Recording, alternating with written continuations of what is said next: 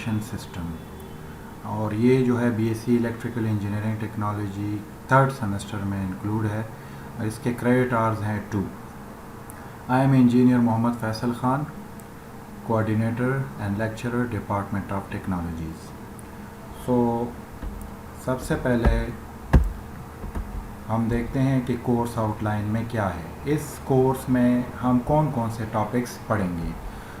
So in syllabus we will study the introduction to power generation system, power to progress, different types of energy sources and efficiency in use, conventional and non-conventional sources of energy पढ़ेंगे, various types of plants and उनकी efficiencies भी पढ़ेंगे। इसके अलावा हम पढ़ेंगे thermal power stations, thermal power plants।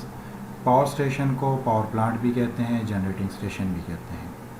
उनकी introduction, उनकी uses, selection of site, main parts and working, boiler पढ़ेंगे, economiser, air preheater, super heater, reheater. इसके अलावा condensers, fuel handling plant, combustion and combustion equipment. इनके अलावा types of boiler, steam turbines, turbo alternator क्या चीज़ है, steam station की layout क्या है, और स्टीम पावर प्लांट को हम कैसे कंट्रोल करते हैं। इसके अलावा हम आगे जाके पढ़ेंगे हाइड्रो इलेक्ट्रिक पावर स्टेशन, उसकी introduction, selection of site, means के हम कहाँ पर हाइड्रो इलेक्ट्रिक पावर स्टेशन बना सकते हैं, हाइड्रोलॉजी क्या चीज़ है, classification of hydro electric power plant पढ़ेंगे, जनरल अरेंजमेंट पढ़ेंगे, ऑपरेशन पढ़ेंगे, वर्किंग प्रिंसिपल इसका पढ़ेंगे, फंक्शंस मुख्तलिफ कंपोनेंट्स के पढ़ेंगे, इसकी कंस्ट्रक्शन के बारे में कि डैम स्पिलवे क्या चीज़ है, गेट्स क्या है, कैनाल्स क्या है, पेनस्टॉक क्या है, सर्च टैंक का क्या काम होता है, टाइप्स ऑफ टरबाइन पढ़ेंगे।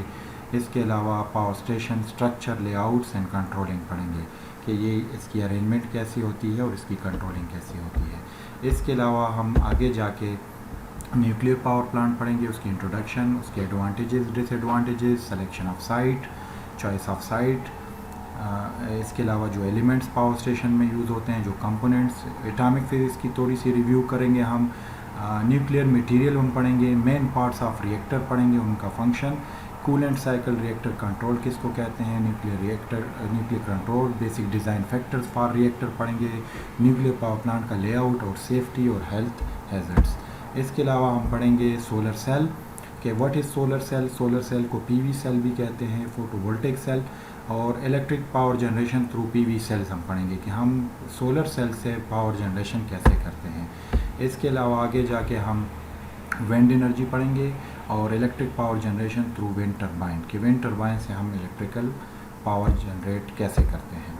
ये पूरा कोर्स है, और इस कोर्स को पढ़ने के लिए हम जो बुक फॉलो करेंगे सो वो electric powers by Soni and Gupta है, जिसका ISBN नंबर आपको दिया गया है, इसको आप डाउनलोड कर सकते हैं। और रिकमेंडेड बुक्स में हम electric powers by SL Uppal and power system by VK and Rohit Mehta भी पढ़ेंगे। ये बुक्स मैं आपको सॉफ्ट फॉर्म में PDF में दे दूँगा। इस कोर्स का ऑब्जेक्टिव क्या है, इस कोर्स को पढ़ने के बाद हम क्या अचीव करना चाहते हैं। So its objective is to familiarize you people, familiarize the students with the conventional and non-conventional methods of electric power generation। Conventional रिवायती को कहते हैं, नॉन कन्वेंशनल गैर रिवायती को। कन्वेंशनल मेथड्स वो कहते हैं कि जी जो पुराने ज़माने से चले आ रहे हैं, और नॉन कन्वेंशनल जो कि नए टेक्निक्स हैं, नए मेथड्स हैं, जिसको आप रिन्यूएबल एनर्जी भी कहते हैं। तो आप पावर दो तरीक़ों से पैदा करते हैं, एक आपके पास कन्वेंशनल मेथड होते हैं, एक आपके पास नॉन कन्वेंशनल। आपके पास रिन्यूएबल एनर्जी सोर्सेज से भी होती है और नॉन कन्वेंशनल से भी होती है, जैसे आपके पास पानी हो गया, आपके पास कोयला हो गया, न्यूक्लियर हो गया, ये सारे कन्वेंशन में आते हैं। नॉन कन्वेंशनल में आपका रिन्यूएबल एनर्जी सोर्सेज आते हैं, जैसे सोलर हो गया, विंड हो गया, या वो जदीद तरीके जिसके ज़रिए आप इलेक्ट्रिक पावर जनरेट करते हैं। अच्छा, जब आप ये कोर्स पढ़ते हैं तो आजकल एक नया सिस्टम है जिसको OBE कहते हैं, आउटकम बेस्ड एजुकेशन, और उसमें ये होता है कि आप मुख्तलिफ़ कोर्सेज़ के लर्निंग आउटकम्स डिफ़ाइन करते हैं। तो इस कोर्स के कुछ लर्निंग आउटकम्स हम डिफ़ाइन कर रहे हैं, और उन लर्निंग आउटकम्स को हम अचीव करेंगे, उसको हम हासिल करेंगे, उसको हम सीखेंगे। जब वो अचीव होंगे तो हमारा ये कोर्स जो है सक्सेसफुली पास हो जाएगा। उसमें जो लर्निंग आउटकम्स हैं, इस कोर्स को पढ़ने के बाद आप ये CLO1 जो आपका होगा, वो जो आपका फर्स्ट लर्निंग आउटकम है, कोर्स लर्निंग आउटकम CLO1, वो है आइडेंटिफिकेशन या identify sources of energy and types of power plant. जो एनर्जी के सोर्सेज हैं, एनर्जी आपके पास किन किन सोर्सेज में नेचर में अवेलेबल है, और उनके जो मुख्तलिफ पावर प्लांट्स की टाइप्स हैं वो उनकी आइडेंटिफिकेशन हम कर सकेंगे। तो ये आपका CLO1 है। CLO2 is the analyse and discuss the basic components use in the power plants. Power plants में आपके पास जो बिजली पैदा करने के लिए जो फैक्ट्री लगाई जाती है उसको जनरेटिंग प्लांट कहते हैं या पावर प्लांट कहते हैं। तो उसको एनालाइज करेंगे, उसकी डिस्कशन करेंगे, और उसमें जो प्रोसेस इन्वॉल्व है in the generation of electric power, तो उसको हम एनालाइज एंड डिस्कस करेंगे। तो ये हमारा CLO2 होगा। And CLO3 is the narrate and compare the difference among the different power plants. मुख्तलिफ पावर प्लांट्स जो कोर्स में आपको दिए गए हैं, फॉर एग्जांपल आपको हाइड्रो है, थर्मल है एंड आपका न्यूक्लियर है, तो उनके दरमियान जो कंपैरिजन है तो वो हम नरेट कर सकेंगे। So after completing this course we will be able to achieve these 3 CLOs, और इन CLOs को हम अचीव करेंगे। टीचिंग एंड लर्निंग एक्टिविटीज़ क्या होंगी, मतलब इन CLOs को अचीव करने के लिए हम कौन कौन से टीचिंग मेथडोलॉजी या स्ट्रेटजी यूज़ करेंगे। तो उसमें क्विज़ेज़ लेंगे आपसे, इन क्लास एक्टिविटीज़ होंगी, आपके असाइनमेंट्स होंगे जिसको आप रीडिंग करेंगे, उनकी क्लासरूम डिस्कशंस होगी, क्वेश्चन आंसर्स, मतलब क्लास पार्टिसिपेशन हो गई, आपके इंटरनेट या ईमेल वगैरह जब आप यूज़ करेंगे, होमवर्क असाइनमेंट्स आपको दिए जाएंगे, इसमें आपका मिड टर्म अरेंज होगा, मिनी प्रोजेक्ट दिया जा सकता है, प्रेजेंटेशन हो सकती है। आपको इस कोर्स के आखिर में आपको एक इंडस्ट्रियल फील्ड विज़िट या किसी भी पावर प्लांट की एक विज़िट अरेंज करके देंगे, वो हाइड्रो होगी या स्टीम होगी, लेकिन आमतौर पे हम तरबेला डैम, मालाकंड वगैरह, वर्सक वगैरह में हम चले जाते हैं, तो वहाँ आपकी विज़िट हो जाएगी। तो जो चीज़ आप थ्योरी में पढ़ रहे हैं, क्लास में पढ़ रहे हैं, वो आप ऑन फील्ड देख लेंगे कि किस तरह एक इंडस्ट्री जो है, एक फैक्ट्री या पावर प्लांट जो है काम कर रही है। फाइनल एग्ज़ाम आपका होगा, और इसके अलावा ट्यूटोरियल्स भी हम अरेंज करेंगे क्लास में। अच्छा, course learning outcome will be achieve by using the following assessment task. मुख्तलिफ तरीक़ों से हम आपकी असेसमेंट करेंगे, इवैल्यूएशन करेंगे, और वो एक्टिविटीज़ क्या होंगी। मिड टर्म एग्ज़ाम होगा जो कि 25 मार्क्स का होगा, 25 मार्क्स का। इसके अलावा क्विज़ेज़, होम असाइनमेंट्स और प्रेजेंटेशंस या कुछ टेस्ट वगैरह 35 मार्क्स के ये हो गए, और आपकी जो फाइनल एग्ज़ाम होगा वो 40 मार्क्स पर मुश्तमिल होगा। तो इस तरह ये टोटल आपके 100 मार्क्स बन जाएंगे, और इन मुख्तलिफ एक्टिविटीज़ में आप मुख्तलिफ स्कोर करेंगे, और उनको कंबाइन करके हम कम्युलेट करेंगे या कंबाइन करेंगे, तो आपके 100 में से एक मार्क्स या एक ग्रेड बन जाएगा। अच्छा, इसके अलावा जी अब आज के जो हमारे टॉपिक्स हैं उसकी तरफ हम देखते हैं। तो first one is the power system. Power system क्या है, what is power generation system, and what is power to progress. Power to progress से क्या मुराद है, and the importance of electrical power, और इलेक्ट्रिकल पावर की जो अहमियत है वो क्या है। तो हम इस लेक्चर में वो समझने की कोशिश करते हैं। सबसे पहले आपका टॉपिक जो है वो पावर सिस्टम है। So the power system is actually composed of 3 parts. आपके पास कोई भी पावर सिस्टम जो है वो 3 कंपोनेंट्स या 3 पार्ट्स पे मुश्तमिल होता है। पावर सिस्टम से मुराद ये है कि आप बिजली जब पैदा करते हैं तो उसको आप फिर ट्रांसमिट करते हैं, और फिर सबस्टेशंस के थ्रू उसको स्टेप अप स्टेप डाउन करके अपनी रिक्वायरमेंट के मुताबिक उसको डिस्ट्रीब्यूट करते हैं कंज्यूमर साइड पे, जहाँ पर आप बिजली यूज़ कर रहे हैं। तो first one is the generating system, the other one is the transmission system and the distribution system. जो कि हमारा कोर्स है वो है सिर्फ फर्स्ट पार्ट पे फोकस करता है, विच इज़ जनरेटिंग स्टेशन। सो हम पावर जनरेटिंग सिस्टम पढ़ेंगे, और ट्रांसमिशन और डिस्ट्रीब्यूशन सिस्टम आप नेक्स्ट सेमेस्टर में 4th या 5th 6th में आप ये कोर्सेज पढ़ लेंगे। तो एज अ होल जब ये सारे कोर्सेज हम कंबाइन करके पढ़ लेंगे तो हम पावर सिस्टम को समझने के एबल हो जाएंगे। लेकिन for the time being we will only focus on the generating system. So what is power generating system? Power generating system is, आप इसको अगर पावर को अलग समझने की कोशिश करें, जनरेटिंग को अलग और सिस्टम को अलग, और फिर तीनों को आप कंबाइन करेंगे तो आप पावर जनरेशन सिस्टम को समझ जाएंगे। What is electric power? Electric power is defined as the rate at which the electrical energy is consumed in an electric circuit. किसी भी इलेक्ट्रिक सर्किट में जिस रेट से, जिस टाइम में, जितने टाइम में इलेक्ट्रिकल एनर्जी खर्च होती है, कंज्यूम होती है, that is known as the electric power. और इसको सादा अल्फाज में आप ऐसे भी डिफ़ाइन कर सकते हैं कि the product of voltage and current. Voltage और करंट की मल्टीप्लिकेशन को आप इलेक्ट्रिक पावर कहते हैं। जब भी आप किसी इलेक्ट्रिक सर्किट को वोल्टेज सप्लाई करते हैं तो उस सर्किट से इलेक्ट्रिक करंट फ्लो होता है, तो इन दोनों के प्रोडक्ट्स को इलेक्ट्रिक पावर कहते हैं। ठीक है। ऐसा unit of electric power is watt. Watt जो है वो ऐसा यूनिट है इलेक्ट्रिक पावर का, और जो कि जॉल्स पर सेकंड के बराबर है। मैकेनिकल पावर जो है वो हम 9th क्लास में भी पढ़ चुके हैं कि जी the rate of doing work. So rate of doing work mean के work by time. Work unit क्या है? वर्क का यूनिट जॉल है, टाइम का यूनिट सेकंड है। सो जॉल पर सेकंड या वर्क W/T से हम जॉल पर सेकंड डिराइव कर लेते हैं। सो वाट जो है आपके पास जॉल्स पर सेकंड के भी बराबर है, लेकिन इलेक्ट्रिक पावर का जो यूनिट होगा वो वाट होगा, या इसके अलावा हम किलो वाट, मेगावाट, गीगावाट, ये मुख्तलिफ जो इसके मल्टीपल्स हैं, मुख्तलिफ ग्रेटर यूनिट्स हैं, बड़े यूनिट्स हैं, वो भी हम यूज़ कर सकेंगे। लेकिन ऐसा यूनिट जो इलेक्ट्रिक पावर का है वो वाट है। जनरेशन किसको कहते हैं? Generation is the production. Generation is the production of electricity from any form of energy available in the nature. आपके पास कुदरत में वाटर भी है, नेचर में भी आपके पास वाटर भी अवेलेबल है, कोयला भी है, सोलर सन भी है, आपके पास न्यूक्लियर भी है। उन सारे फॉर्म्स को जब आप कन्वर्ट करते हैं इलेक्ट्रिकल एनर्जी में, so this is known as the production of electricity and this is known as the generation of electrical energy. जो भी फॉर्म आप कन्वर्ट करते हैं बिजली में तो उसको आप जनरेशन कहते हैं। अब सिस्टम किसको कहते हैं? System is the collection of elements और components that are organised for the common purpose.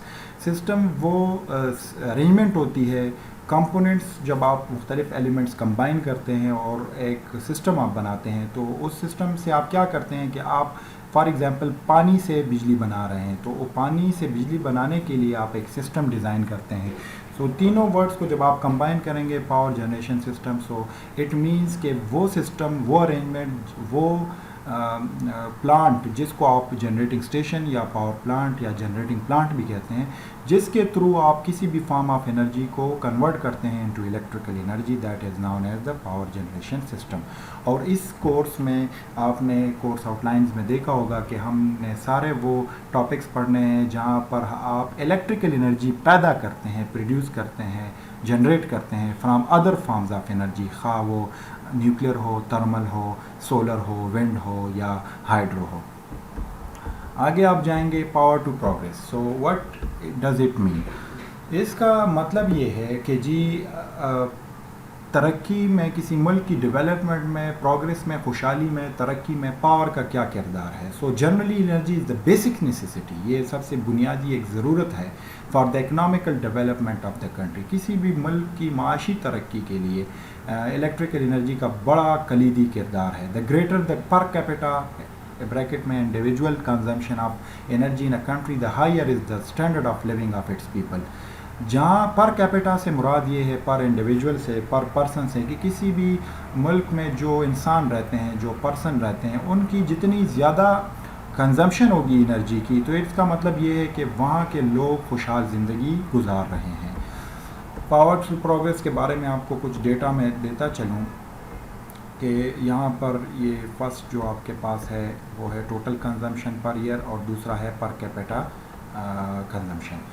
दुनिया में सबसे ज़्यादा जो कोई भी मुल्क जो अगर कोई कंज्यूम करता है बिजली को खर्च करता है तो वो चाइना है।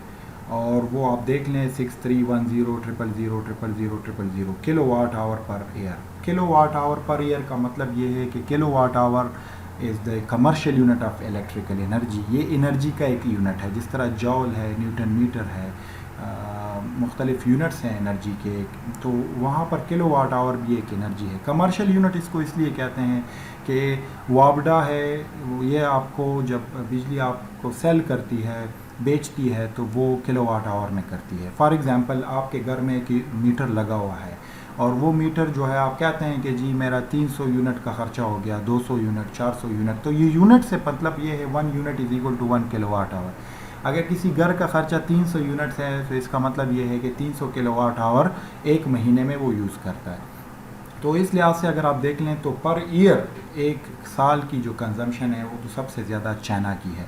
चाइना की आबादी भी ज़्यादा है और चूँकि रकबा भी उनका ज़्यादा है तो वहाँ पर लोग भी ज़्यादा है, तो वो बिजली भी ज़्यादा पैदा करता है और ख़र्च भी ज़्यादा करता है। तो सबसे ज़्यादा जो बिजली खर्च करने वाला मुल्क है वो चाइना है। दूसरे नंबर पे आपका यूएसए है, यूनाइटेड स्टेट्स ऑफ अमेरिका, और फिर तीसरे नंबर पे इंडिया है। और ये तीनों वो ममालिक हैं जहाँ की आबादी भी ज़्यादा है और उनके रकबे भी ज़्यादा हैं। इस लिहाज से चौथे पाँचवें नंबर पे जाके जब सब 35 नंबर पे आप जाएंगे 35 पे, तो पाकिस्तान जो है वो 35 नंबर पे आता है, जहाँ पर 82,000,000 किलोवाट आवर पर ईयर वो एनर्जी कंज्यूम करता है। पर कैपिटा कंजम्पशन की बात करें तो इसका मतलब ये होता है कि पर कैपिटा मीन पर पर्सन पर इंडिविजुअल, मतलब एक इंसान जो एक मुल्क में रहता है वो कितनी बिजली on average per year use करता है। तो कुवैत में सबसे ज़्यादा है 19,062 kilowatt hour per year. Kuwait के बाशिंदे, कुवैत के रहने वाले वो ऑन एवरेज एक बंदा जो है 19,062 यूनिट्स पर ईयर या किलोवाट आवर पर ईयर खर्च करता है। और इस तरह कनाडा जो है वो 14,930 है और यूएसए में 12,071 किलोवाट आवर पर ईयर है। इंडिया में 1181, जो कि आप देख लेंगे तो ये कुवैत से काफ़ी कम है, वो उनका 19,000 है और इनका 1100 है। पाकिस्तान में 471 किलोवाट आवर पर ईयर है, जो कि बहुत कम है, बहुत लो है। तो इसका मतलब क्या हुआ कि जहाँ पर लोग जो हैं कम बिजली कंज्यूम करते हैं, इट मीन्स कि वहाँ के लोग खुशहाल या अच्छी ज़िंदगी नहीं गुजार रहे। तो सबसे अच्छी जो स्टैंडर्ड ऑफ लिविंग होगी वो कुवैत के लोग, कनाडा, यूएसए, वो लोग जो है अच्छी ज़िंदगी गुजार रहे हैं क्योंकि वो बिजली ज़्यादा यूज़ कर रहे हैं।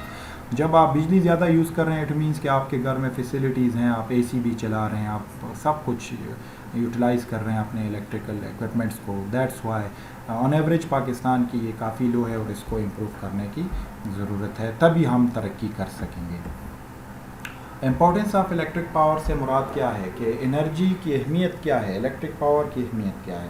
सो energy may be needed as heat, light और motive power etcetera, and the present day advancement in the science and technology has made it possible to convert one form of energy to another desired form of energy. Electrical energy आपको हरारत, heat की सूरत में चाहिए होता है, रोशनी की सूरत में। और मोटिव पावर से मुराद ये है कि आपको मैकेनिकल एनर्जी की ज़रूरत है, मोटर जो लगे होते हैं आपके पास, इलेक्ट्रिक मोटर है, मुख्तलिफ इलेक्ट्रिकल इक्विपमेंट्स में आपके इलेक्ट्रिक मोटर्स लगे होते हैं। तो जब आपको बिजली की ज़रूरत होती है एक मोटर को चलाने के लिए, और आजकल की एडवांसमेंट में, तरक्की ने, डेवलपमेंट ने ये किया हुआ है, साइंस एंड टेक्नोलॉजी में इतनी तरक्की हो गई है कि एक फार्म को दूसरे फार्म में आसानी से कन्वर्ट किया जा सकता है। मैं आपको मिसाल दे दूं, अगर आपको रोशनी की ज़रूरत है तो आप एक इलेक्ट्रिक बल्ब को इलेक्ट्रिकल एनर्जी दे देते हैं और वो ग्लो कर देता है, वो रोशन हो जाता है, वो आपको रोशनी मिल जाती है। या आपको हीट की ज़रूरत है तो आप हीटर को इलेक्ट्रिकल पावर दे देते हैं और हीटर क्या करता है, आपको हीट दे देता है। आपको मैकेनिकल पावर की ज़रूरत है तो आप इलेक्ट्रिक मोटर को इलेक्ट्रिकल एनर्जी दे देते हैं और एज अ आउटपुट आपको वो मैकेनिकल पावर दे देता है जिससे आप अपना काम कर सकते हैं। इसके अलावा electrical energy superior to the other forms of energy due to the following reasons. Electrical energy को एक ख़ास मकाम हासिल है और एक सुपीरियरिटी हासिल है दूसरे फॉर्म्स ऑफ एनर्जी को। वो क्यों हासिल हैं, वो चलते हैं नेक्स्ट स्लाइड पे। अच्छा, नंबर 1 पॉइंट इज़ कि ये कन्वीनियंट फार्म है। कन्वीनियंट फार्म से मुराद ये है कि आप आसानी से इसको एक फार्म से दूसरे फार्म में कन्वर्ट कर सकते हैं। जिस तरह मैंने अभी आपको बताया कि आपको हीट की ज़रूरत है, लाइट की ज़रूरत है, तो आप सिंपली बस उसको इलेक्ट्रिकल एनर्जी दे दें और आपको डिज़ायर्ड फार्म दे देगा। आपको अगर हीट चाहिए तो हीट दे देगा, लाइट चाहिए तो लाइट दे देगा। तो कन्वीनियंट फार्म से मुराद ये है कि आप इलेक्ट्रिकल एनर्जी को बड़े आसानी से एक सिस्टम के थ्रू अपने डिज़ायर्ड फार्म में लेकर आ जाते हैं। सो बड़े आसानी से कन्वर्ट कर सकते हैं। That's why it is known as the convenient form. Easy control का मतलब ये होता है कि जी आप बड़े आसानी से बिजली को कंट्रोल कर सकते हैं। वो कैसे कर सकते हैं, आप मुख्तलिफ स्विच गियर्स लगाते हैं। स्विच गियर से मुराद आपके स्विचेज़ हैं, आपके मुख्तलिफ कंट्रोलिंग डिवाइसेज़ हैं। आपका सर्किट ब्रेकर हो गया, मुख्तलिफ स्विच ऑन ऑफ करके एक ऑन से आप बिजली की फ़्लो बहाल कर देते हैं और एक ऑफ से आप बिजली को कंट्रोल कर लेते हैं। तो बड़े आसानी से आप इजीली कंट्रोल कर सकते हैं बिजली को। बाकी फॉर्म्स ऑफ एनर्जी को इतने आसानी से आप कंट्रोल नहीं कर सकते। ग्रेटर फ्लेक्सिबिलिटी मींस कि ये बड़ा फ्लेक्सिबल सिस्टम है और इसकी बड़ी फ्लेक्सिबिलिटी है। इट मींस कि आप इसकी ट्रांसपोर्टेशन बड़ी आसानी से कर सकते हैं एक जगह से दूसरी जगह में। आपके डैम्स जो हैं हाइड्रो इलेक्ट्रिक पावर प्लांट अमूमन ये पहाड़ी इलाकों में दूर दराज जहाँ पर आबादी कम होती है वहाँ बनती है, क्योंकि वहाँ पर आपके पास पानी अवेलेबल होता है। तो क्या करते हैं कि आप वहाँ जब बिजली पैदा करते हैं तो आसानी से उसको ट्रांसफॉर्म कर सकते हैं, ट्रांसमिट कर सकते हैं from one place to another through transmission lines. आप ट्रांसमिशन लाइंस बिछाते हैं, आपके पास जो बिजली की तारें होती हैं उसके थ्रू आप बिजली को ट्रांसफ़र कर सकते हैं from one place to another. And the other one is the less expensive. Less expensive mean कि ये बड़ा सस्ता और चीप अरजान एक सोर्स है एनर्जी का। तो ये सस्ती है बाकी एनर्जी फॉर्म से। सो दैट्स वाई ये एक दूसरा जो फैक्टर है ये इसकी सुपरियॉरिटी को, इसकी अहमियत को बढ़ा देता है। क्लीननेस से मुराद ये कि जी ये बड़ा साफ़ सुथरा एक सोर्स है एनर्जी का। बिजली जो है आपके पास कोई स्मोक, फ्यूम्स, कोई इसके एनवायरमेंटल इफ़ेक्ट नहीं होते, कोई पोल्यूशन इससे नहीं क्रिएट होता। तो ये एक बड़ा साफ़ सुथरा सिस्टम है, एक सोर्स है एनर्जी का। दैट्स वाई इसकी अहमियत ज़्यादा है। And higher transmission efficiency. Higher mean ज़्यादा ट्रांसमिशन, जब आप ट्रांसमिट करते हैं from one place to another place तो इसकी एफिशिएंसी बहुत ज़्यादा है। एफिशिएंसी का मतलब क्या है? किसी भी सिस्टम की एफिशिएंसी होती है the ratio of output to the input. किसी भी सिस्टम को आप इनपुट देते हैं तो उसका आउटपुट निकलेगा। फॉर एग्जांपल लाइट बल्ब है, आप उसको बिजली देते हैं, इलेक्ट्रिकल एनर्जी देते हैं, दैट इज़ इनपुट, और उसकी जो लाइट है और उसके साथ कुछ हीट प्रोड्यूस होते हैं वो उसकी आउटपुट है। तो जब आप इसकी रेशो लेते हैं, आउटपुट को इनपुट पे डिवाइड करते हैं, that is known as efficiency. Efficiency percentage भी होती है और it is the ratio of the same physical quantity. तो इसका कोई यूनिट नहीं होता, ये डायमेंशनलेस यूनिटलेस क्वांटिटी होती है। आगे जाके हम नेक्स्ट लेक्चर में डिटेल से पढ़ेंगे कि एफिशिएंसी से क्या मुराद है। तो इलेक्ट्रिकल एनर्जी की जो है ट्रांसमिशन एफिशिएंसी बहुत हाई है। दैट्स वाई ये जो है सुपीरियर फॉर्म तस्वर किया जाता है। आपका लेक्चर जो है आज वाला इंट्रोडक्टरी लेक्चर था, लेकिन फिर भी मैं आपको एक होम असाइनमेंट दूंगा और वो होम असाइनमेंट ये है कि what is the role of electrical power in the economical growth of Pakistan. Please elaborate. Pakistan की माईशत में, माशी तरक्की में इलेक्ट्रिक पावर का क्या किरदार है? तो प्लीज़ इसको डिस्कस करें, एलाबरेट करें और अपने अल्फाज में लिखकर आप विद इन 1 वीक इस असाइनमेंट को जमा करेंगे। उम्मीद है आज का लेक्चर आपको समझ आ गया होगा। नेक्स्ट लेक्चर में अगर कोई भी प्रॉब्लम हुई तो मैं इस लेक्चर को दोबारा भी रिपीट कर लूँगा, लेकिन जूम क्लास के थ्रू, ऑनलाइन गूगल मीट के थ्रू ये जो भी क्वेश्चंस होंगे आप उसको लिखें अपने साथ और उसमें वो आप डिस्कस कर लेंगे और इस लेक्चर को दोबारा रिपीट भी कर लेंगे। Thank you very much.